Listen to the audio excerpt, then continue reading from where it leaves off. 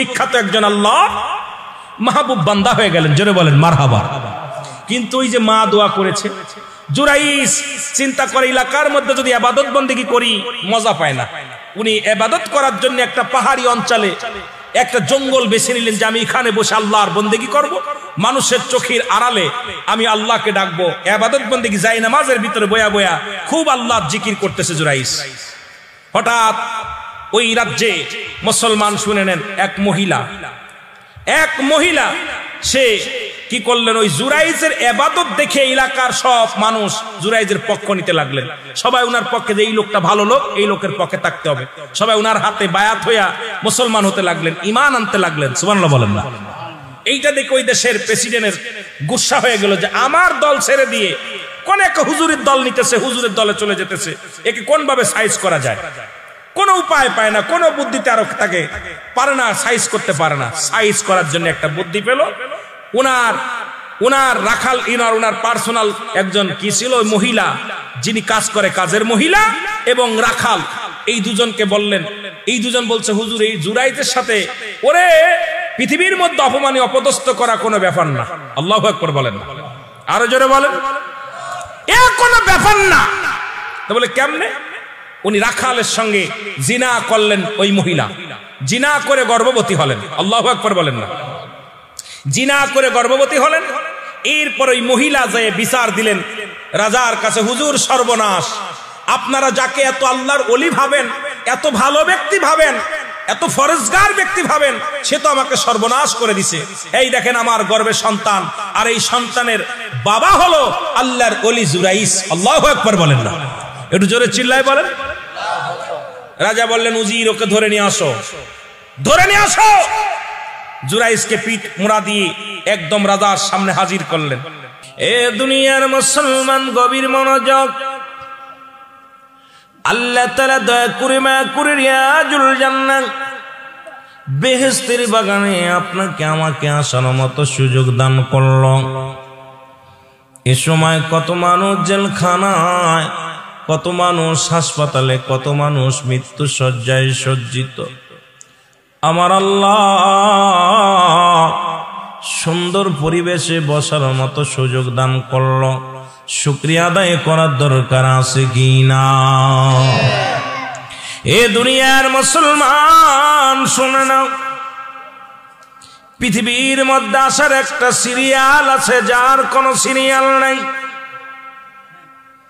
মানুষের মৃত্যু হয় দুইটা টাইমে, একটা হলো রাতের বেলা, একটা হলো দিনের বেলা।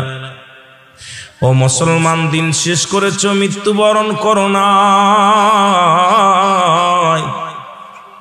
রাত শুরু করে 9টা পার হয়ে গেল, এখনো মৃত্যুবরণ করো নাই।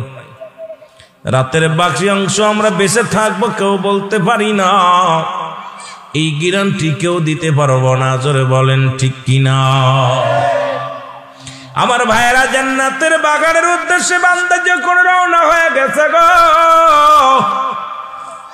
প্রতিটা কদমে কদমে আমার আল্লাহ সগীরা গুনাহগুলো মাফ করে দিয়েছে। জোরে বলেন আমিন। কি গুনাহ? জোরে বলেন কি গুনাহ? সগীরা গুনাহগুলো আমার আল্লাহ মাফ করে দিয়েছে। বান্দা যখন জান্নাতের বাগানে এসে খাস তওবা করে আল্লাহ বলে ডাক দেয়, কবরের ভয়ে, জাহান্নামের ভয়ে বান্দা যখন আল্লাহ বলে ডাক দেয়, বল আল্লাহ আমাদের গুনাহ তুমি মাফ করে দাও, কবরে আযাব তুমি মাফ করে দাও। আল্লামা কুতুবী রাহমাতুল্লাহ বয়ান করে, দুনিয়ার মুসলমান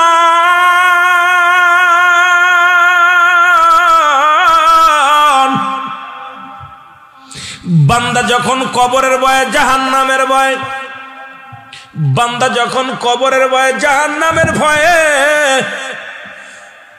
জান্নাতের আশা করে যখন খাস তওবা করে বান্দা, ওই বান্দার জীবনের সব গুনাহগুলো আমার আল্লাহ মাফ করে দেয়। জোরে জোরে বলেন মারহাবা। আর একটু জোরে জোরে চিল্লায়ে বলেন আল্লাহু আকবার। আমার ভাইয়েরা, আমার কিয়ামত পর্যন্ত কোন নবী আইব না। এই মাহফিল কোন রং তামাশার মাহফিল নয়, আনন্দের মাহফিল নয়। এই মাহফিলে আসি দুটি চোখের পানি ছাড়ব, যে বান্দা জাহান্নামের ভয়ে চোখের পানি ছেড়ে দিল, ওই চোখ দুটি আল্লাহ জাহান্নামে দিবে না। কিন্তু এখন বাংলাদেশে আমাদের বক্তারা, আমরা যারা আলোচনা করি, আলোচনার মাঠ নাই, রং তামাশা, গালাগালি, আনন্দ ফুর্তি দিয়া, এটা আমাদের স্বভাব, এটা আমাদের চরিত্র। নারে বাজান না, কারণ এমন দিনের মাহফিলে বসেছি আমার আল্লাহ, জীবনে কত গুনাহ করছি, গুনার কথা একবার চিন্তা করো। এই গুনার বোঝা নিয়ে যদি মারা যাও, জাহান্নাম ছাড়া কোনো গতি নাই রে।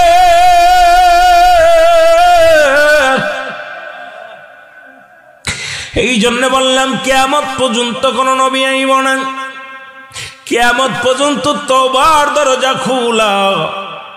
যেহেতু আজকে দিনটা পার করলাম, রাত শুরু করেছি, পার হয়ে যাবে রে মুসলমান। আগে একটু খাস তওবা করে আলোচনায় আমরা ঢুকে যাই। আমার সাথে তওবা করেন, আস্তাগফিরুল্লাহ রাব্বি মিন কুল্লি যামবি আতুবু ইলাইহি। বাবারে তওবা করলেন, খাস তওবা, লা হাওলা ওয়ালা কুওয়াতা ইল্লা বিল্লাহিল আলিয়্যিল আযীম। গত বছর যাদেরকে দেখে গেছিলাম এর মধ্যে অনেকে নাই, দুনিয়ার মায়া ছেড়ে চলে গেছে। কখন যেন ডাক এসে যায়, আমিও চলে যাব, থাকার জায়গা নয়। তওবা করলাম, এবার প্রার্থনা করে আসি আমার আল্লাহর দরবারে, তারপর আলোচনায় ডুব দিই।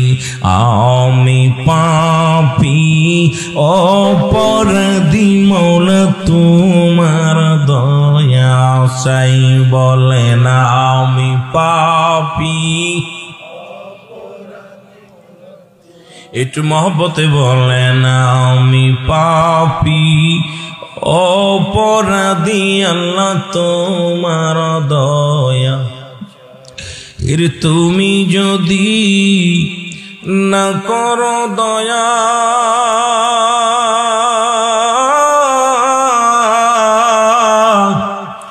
আমার হবে কি উপায়? আল্লাহ তুমি যদি না করো দয়া, আমার হবে কি উপায়? আমি পাপী অপরাধী, আল্লাহ তোমার দয়া চাই, বলে না আমি পাপী।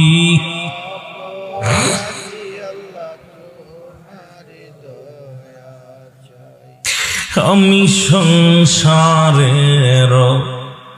ঝামেলাই পড়ে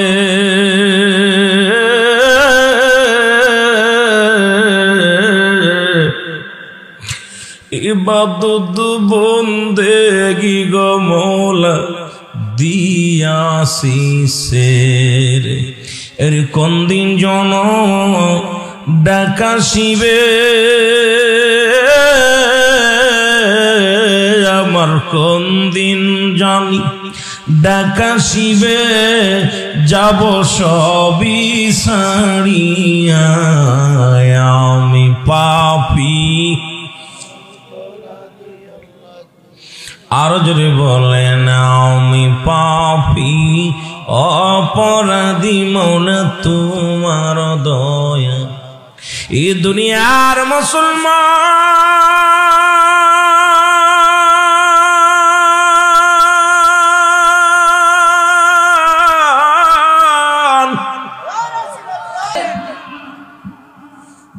রাতের অন্ধকারে মাকে, মায়ের পায়ে জড়ায় ধরেন, মাকে জড়ায় ধরেন, মাকে ছাড়বেন না। মা ভুল করে ফেলেছি, আরে পাগল, বাড়ির মধ্যে দেখি মায়ের দোয়া, গাড়ির মধ্যে দেখি মায়ের দোয়া, ঘরের মধ্যে দেখি মায়ের দোয়া।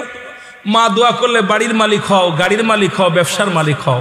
এটাও মনে রাখবা, পিতামাতা দোয়া করলে আল্লাহর জান্নাত পাওয়া যায়। জোরে বলেন সুবহানাল্লাহ। আরো জোরে বলেন, আরো জোরে বলেন।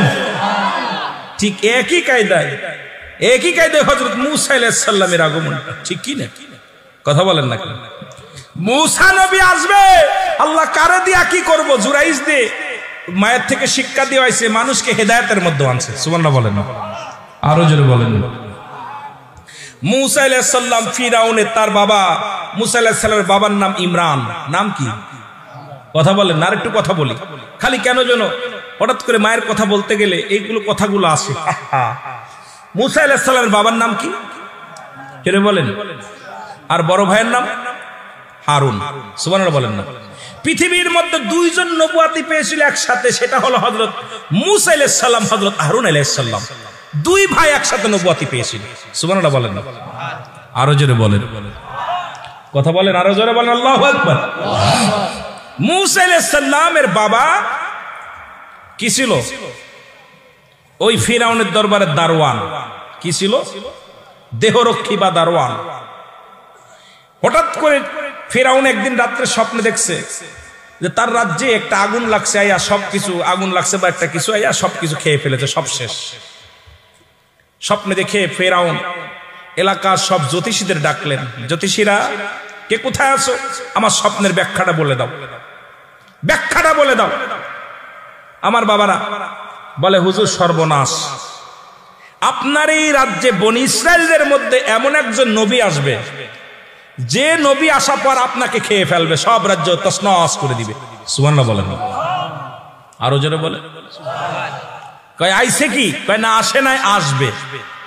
আগাম সংবাদ। ফিরাউন হুকুম দিয়ে দিলেন, বনি ইসরায়েলদের মধ্যে, এই রাজ্যের মধ্যে যত শিশু সন্তান হবে, পুরুষ সন্তান হলে সবাইকে জব করে মেরে ফেলতে হবে। হাজার হাজার শত শত, যে বছরে হুকুম দিলেন ওই আগের বছরে হারুন আলাইহিস সালাম জন্ম নিলেন। সুবহানাল্লাহ বলেন না, আরো জোরে।